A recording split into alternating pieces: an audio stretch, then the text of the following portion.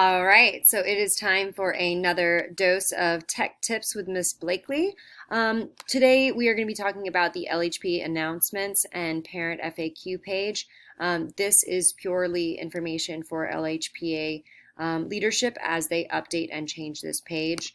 And basically, this is already linked into the Canvas hub, so you don't need to do any moving of the file. You don't need to do any changing of anything at all in terms of where it goes or setup, etc. So make sure you actually don't do any of that.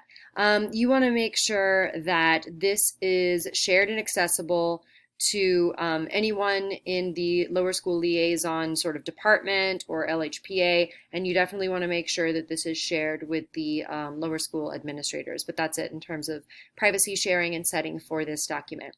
As we discussed previously, this is your baby. This is how you are going to communicate out important information to all lower school parents instead of sending out that blurb at the top of the email, the weekly email that they were getting. If you guys do want to still do a weekly email, I encourage you to essentially have it in this format. A link to this, a link to the weekly homeroom parent announcement blurb that they're making, and then a link to that individual homeroom sign-up sheets if you do want to do it that way. Or you can just keep reminding them, check the hub, check the hub, check the hub, check the lower school parent hub. So those are your options in terms of that. So you can change text, you can change size, colors, fonts, all of that. You can change pictures, add pictures. You can change the format of all of this if you don't like what's there. I do think that links to key documents for parents is a really good idea to make sure that that's something that they will be able to access easily and quickly. If you want, you can always make that look extra pretty by doing things like inserting a table. If you would like, just to give it some visual panache, I suppose.